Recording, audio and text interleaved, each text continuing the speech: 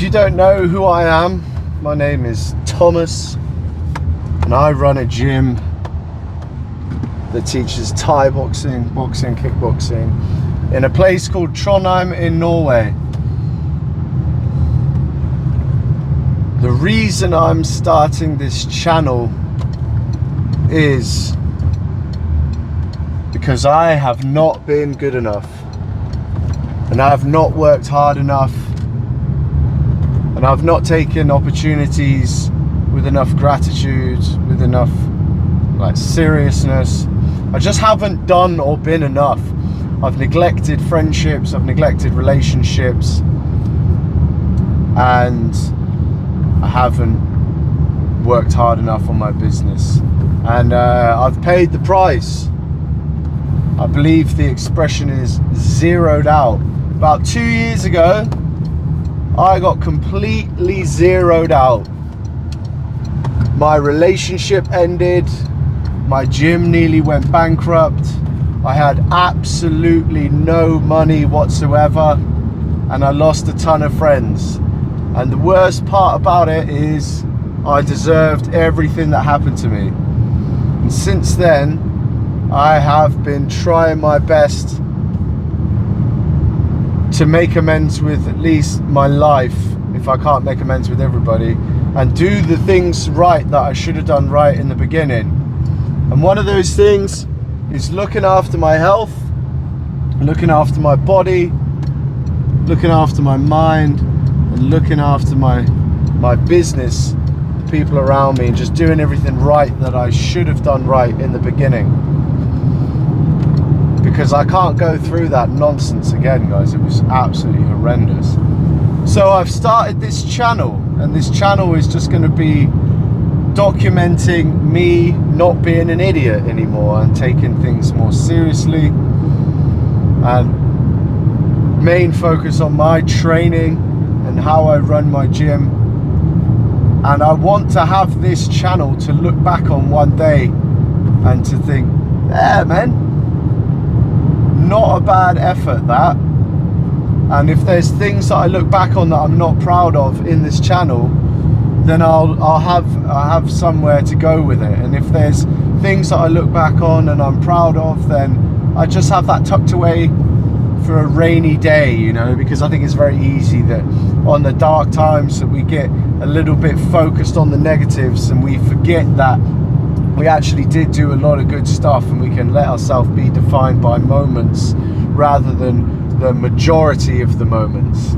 So yeah, that's why the journey back from the karmic beatdown of a lifetime. And karmic, I say karmic, I don't believe in karma, but that's the only way to describe it, because I absolutely did deserve it. I didn't take my gym seriously enough. I was just like, oh, I'm a coach, and I'm a good coach, so I don't need to focus on the business.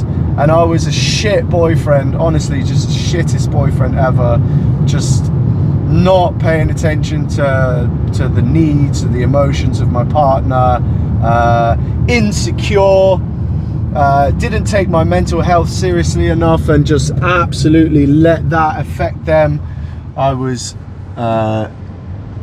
manipulative, controlling, lazy, half-hearted, just a piece of crap, guys, honestly. As a friend, didn't really pay much attention to the needs of my friends either. I was there for the good times, but wasn't there for any other times, and expected a lot from them. Didn't give much back. Really just selling myself as an absolute piece of crap right now, guys. But I was an absolute piece of crap. Less of a piece of crap right now. But I know there's people out there that are like, yeah, I am a piece of crap. And people, when you say that to people, they're like, you're not a piece of crap, mate. You're not a piece of crap. You're much better than that. It's like, yeah, but we don't tell people the worst about us, do we? Because, well, like what I've told you right now, if everybody spoke like that, everybody would be like, yeah, actually, you are a little bit of a piece of crap. So I think it's fine to admit when we've been a little bit of that. As long as we're trying to change it. Don't be like, oh yeah, I'm a piece of crap and you better love me. I'm not celebrating it at all, guys. I take it very seriously.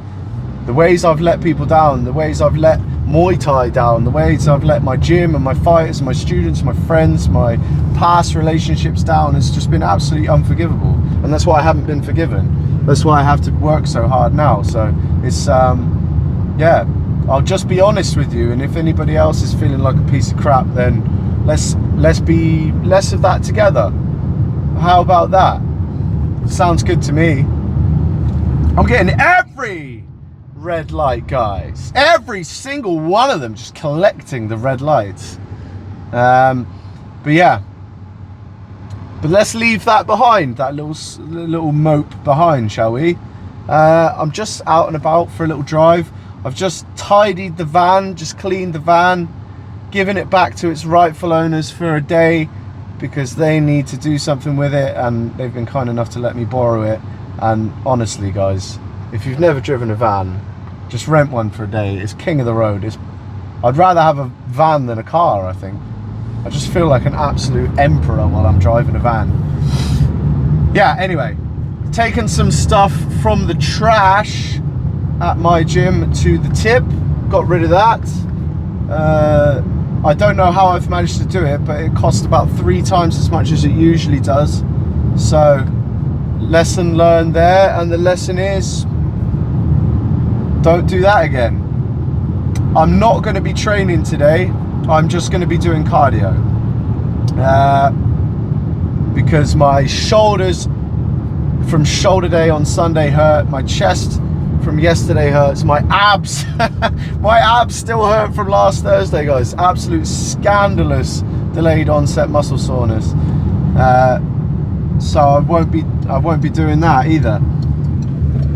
So there's really no place that I can train, because I did a meaty leg session before I did back on Sunday. So I think this is one of the things I'm trying to work on, is actually know when it's time to rest. So I'm just going to do 30 minutes on the cardio machine, the running machine, the treadmill, and then I'll do a little bit of hip mobility and shoulder mobility, because my hips and shoulders are not very good at the moment. I've been almost continuously injured for a year and a half. Like I said, I've neglected everything, and myself is one of them. So I need to learn how to love myself properly, because I really don't love myself very much. I'm getting a bit too personal, a bit too quick, but I don't love myself at all. Quite the opposite. I detest myself. But the more you detest yourself and act on it, the more you hurt the people around you. So as horrible as I feel about myself, and as disgusting as I find myself, I'm going to treat myself as if I loved myself from now on, and then we'll see where that leads. So yeah, cardio, 30 minutes. I try and do 30 minutes of cardio a day, Monday to Friday. I've been in the sauna this morning, which was absolutely delicious. Just taking a wrong turn somehow, but it's alright, I've got no real ambitions, so I'll just go wherever. And then I've got classes to teach at 5 and 6. We've got a bit of boxing going on, and we've got intermediate Muay Thai, so that will be fantastic as well. Really looking forward to teaching these classes, because the standard in the gym right now is absolutely just through the ceiling. Everybody's smashing it. I've figured out a way to help the students progress in a more continuous fashion and give them challenges, while making life a bit easier for the first timers and not holding back the more advanced guys. And I'm really happy with the results. So that's something that's happened that is good, and we just have to keep those good things happening. What else is going on? I have no idea where I am at this point, mate. I'm just going to swing this bad boy around.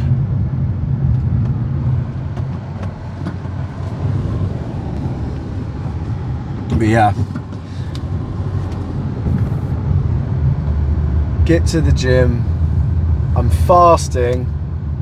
I got asked to explain the fasting thing on Instagram, and it's a bit long-winded, and I don't really want to put long-winded stuff on Instagram. So I'm fasting for religious reasons, guys, not for health reasons, and not for weight management reasons or losing fat reasons or anything like that. I'm fasting for religious reasons, and it's pretty tough. I don't want to go into too much details, because fasting should be, from what I've been taught and what I've learned myself, fasting should be a very personal thing, and it's not good to affect other people with the details of your fast, lest you make them a worse version of themselves or make them feel bad. So I won't be doing that.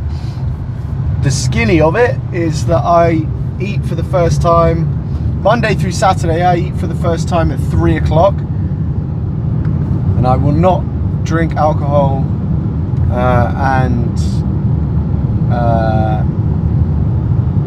I will be observing the fast, and I've decided to give up something that makes me worse and take up something that makes me better.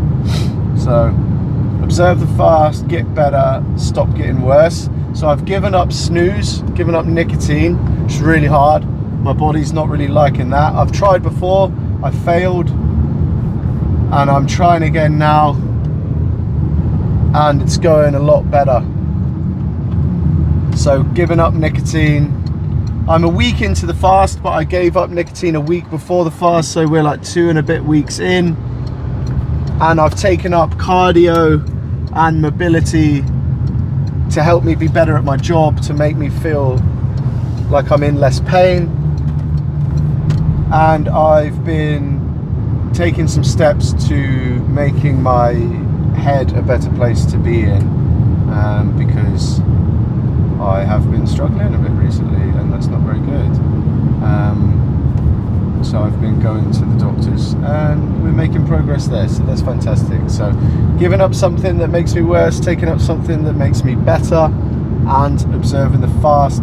The fast is, I've got at least 33 days left, so it's 40 days, 40 nights. It's a long time, but as I've decided to cut, I've kind of, it's a great idea to cut during a fast, guys, but the cut has helped the fast, and the fast has helped the cut, and I'm just trying to keep those things separate in my head as much as possible, because I don't want to make the fast about how good I can look. I want to keep the fast a spiritual thing, and I want to keep the cut a discipline thing. But just outside, I'm struggling to explain myself here. But yeah, so I've been adding on to the cardio, which is a great place to start, just because there is extra motivation when it's like, all right, I'm on a cut, but I'm also fasting. Those two things go kind of hand in hand. It wouldn't be very good if I was bulking, you know.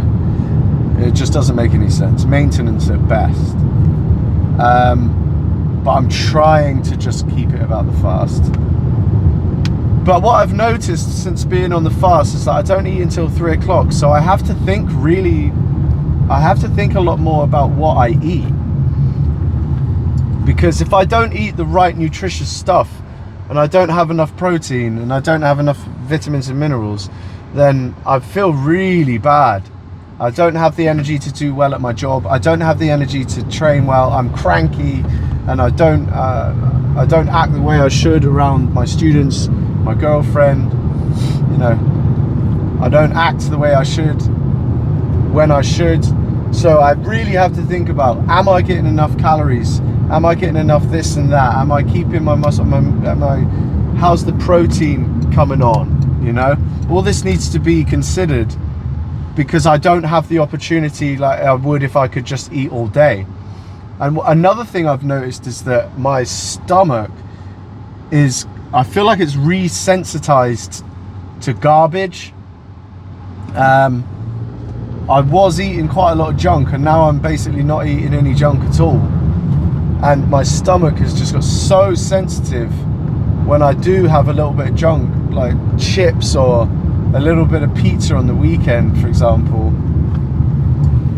Or, you know, just a little sweet treat, my stomach just is not having it. And that's not good.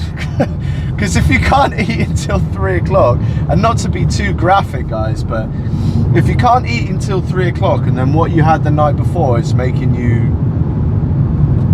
explode 5 times before midday, and your stomach is empty and you're dehydrated, that's not a good situation to be in. So I've really gotten a lot more careful with the quality of the food that I'm taking in. So that's another benefit of the fast. And also just the gratitude of finally eating. Just not being like, oh, I just got to eat and then nip out. It's like, no. Like I heard in Japan that walking and eating at the same time is rude. And I can kind of understand that now. I kind of feel that, like, it is rude. A cow died, you know, or you know, or a farmer worked hard, or a chicken, you know, had to be inseminated, or depending on what you're eating or what you're not eating, but someone worked hard, someone sacrificed either their energy, their time, their financial resources. Someone sacrificed to make the food that we eat on a day-to-day basis, and in some cases.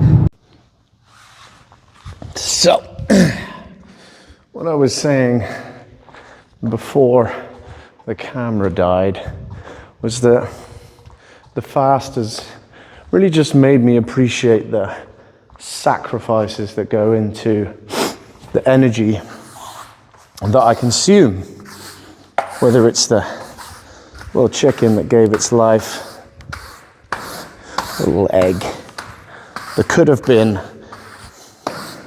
you know, that kept me alive, a farmer that's busting his hump for next to no money because we don't respect farmers anymore. You know, something sacrificed for that food, and if I was to just scarf it and not pay attention to the beauty and the flavor and the favor that it does, the things that it gives me, the ability to build muscle, the ability to think straight, the repairing of the body, it really would be nothing without food, and just the gratitude for that food and the sacrifice and the opportunity. It's just something that I'm afraid to say wasn't there before, but I'm glad it is now. And yeah, that's that really. I'm really trying to just give the old gym a sweep down, a little brush over, get the troublemakers off the mat before the disinfection begins, and then get this gym looking beautiful for the boxing class and intermediate class, 5 o'clock and 6 o'clock. And I have a feeling that not drinking water was a really bad idea, but I just wanted to see, I feel so tired, but I just wanted to see where my real water demand is and how much water I really need, because for those of you that haven't tried to quit snooze before,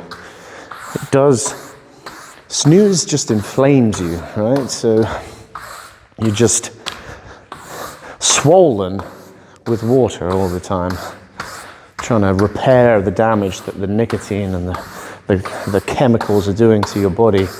So when you come off snooze, your temperature regulation and the water you hold and the inflammation passes, and you just pee pretty much non-stop.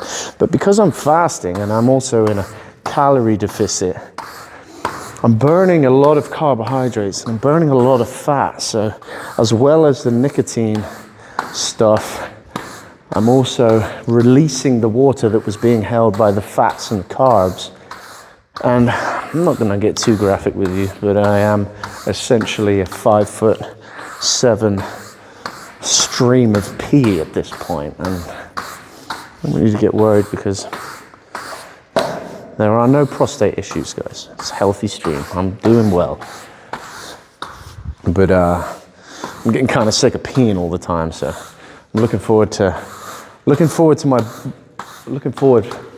my body figuring out what to do with the water and getting back to the normal pee timetable that I had. But it's just got to be done. So it's pretty much this half of the gym sorted, and just try and turn this over here. There we go. And, I don't know if you can see, but this black, maybe it's kind of gross, but this, it's not dirt, well it is or anything. That's my skin, guys. From years, I've had this for 5-6 years. This is my most precious item in this gym, is this brush with my skin all over it. I have calluses on my hands from brushing, sweeping this gym floor.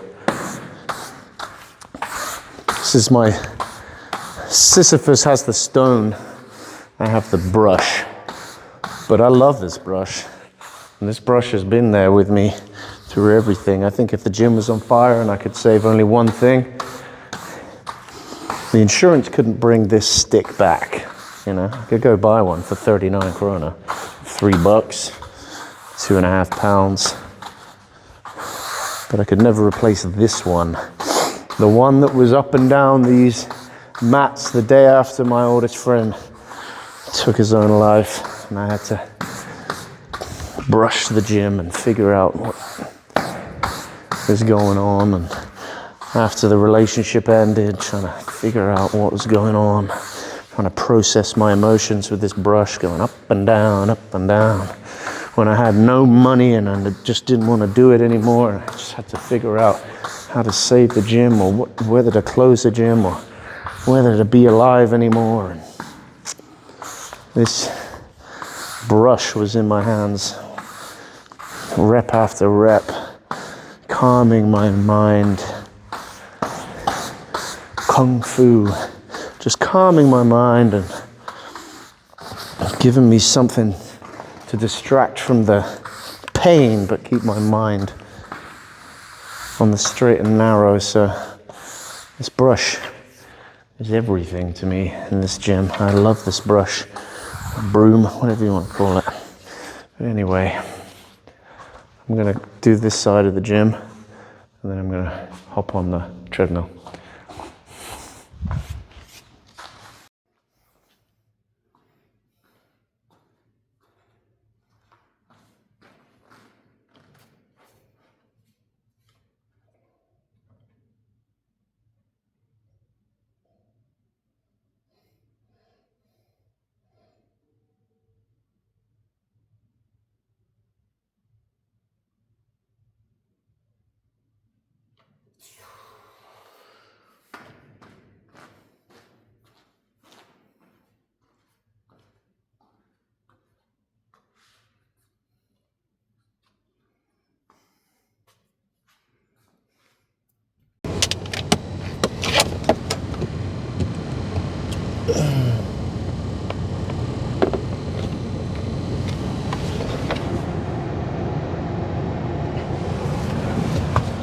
Hocus pocus, there's pizza on your focus. Right.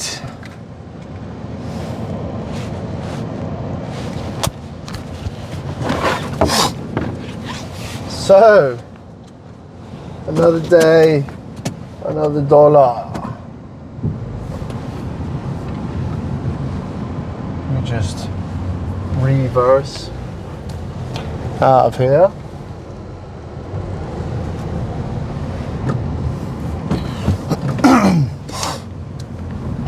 Not a bad day, to be honest. Got everything I needed to, I think. Got everything I needed to get done. And now just have to drop the van to its collection point, which is fortunately about 25 meters from where I live. So I'm pretty happy about that. But yeah, I just had boxing and intermediate Muay Thai. And I just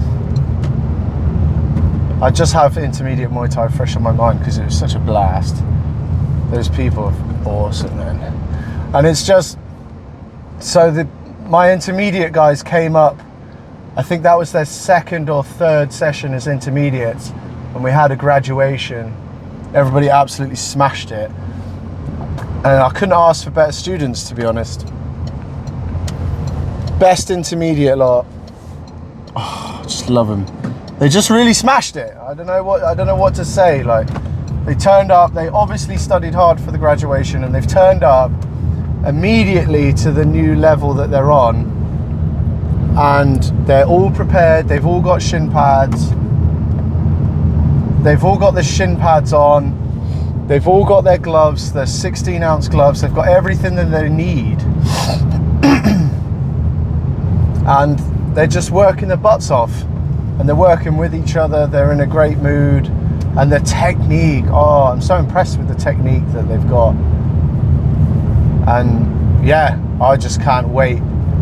I just can't wait to see what happens with them. But obviously, you know, when you get people that go from beginners to intermediates, it's like getting an intermediate level with anything, whether you're doing Muay Thai or whether you've gone up into another team in football, or whether you've got past your newbie gains and you're on to the next level as an intermediate lifter. You're going to come up against some resistance, and you're going to start realizing that progress is actually non-linear, and there's times of like consolidation and stuff like that, and then there's just random improvement that don't seem to explain themselves after just not getting any better for a long time, and that can be so frustrating.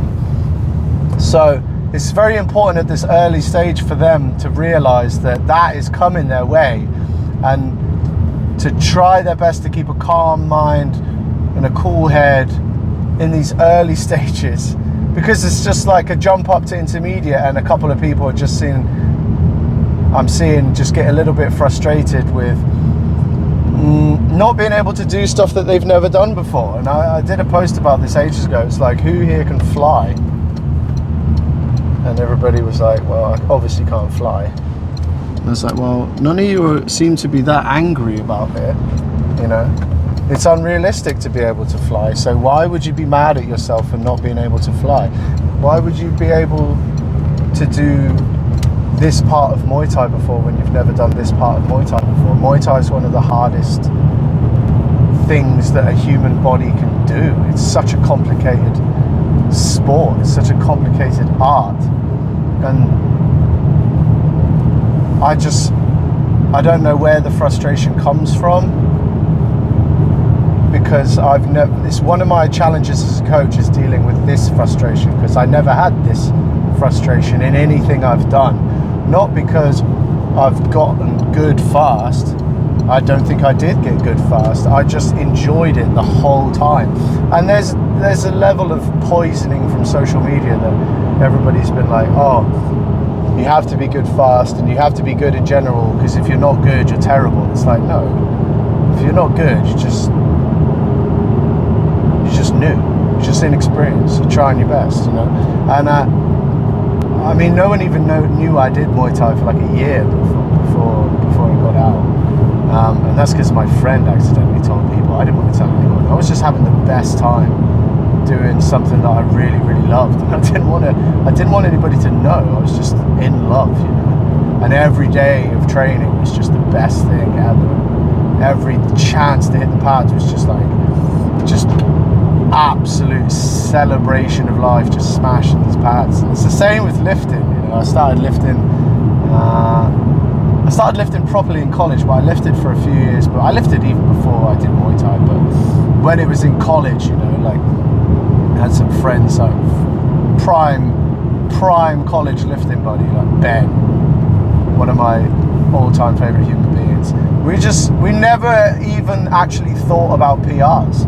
I don't think we even really measured weight, other than deadlift. I don't think we ever actually measured weight. We would just put on something that was difficult, and then we would just go until we couldn't anymore. And it was just non-stop jokes and laughs, and just seeing how tired we could get. It was nothing to do with seeing how big we could get or seeing how strong we could get. It was just like, see how much fun we can have while seeing how tired we can get. And it was like, it's not a surprise that me and him both lift and both train for fun, and we're both in good shape, and we both have a very healthy relationship with exercise. It's not a surprise that the people that just had the best time with Thai boxing back when I started, like 2004, gee whiz, 2004, 2005, it's the people that just love it, that, you know, that people say like time under tension. It is time under tension, but it's time under attention, you know, but just have fun with it. Don't put pressure on yourselves to be good, because the pressure on yourself to be good has to have a time limit, but you've never done this before, so you don't know a realistic time limit to begin with. So by default, your whole measurement system of whether you're a success at this game or not is a mess to start with. So you may as well go to the gym and not think like, how big can I get? How strong can I get? How good at Muay Thai can I get? It's just, how much fun can I have at the gym? Because if you have fun, you'll want to go back, and you will just be like, oh, just everything, every stone to unturn. It's just a magical little nugget of just gold, you know? It's not like, oh, I have to learn something new today, otherwise I've wasted my session. It's like, no, I just had an absolute blast, guys.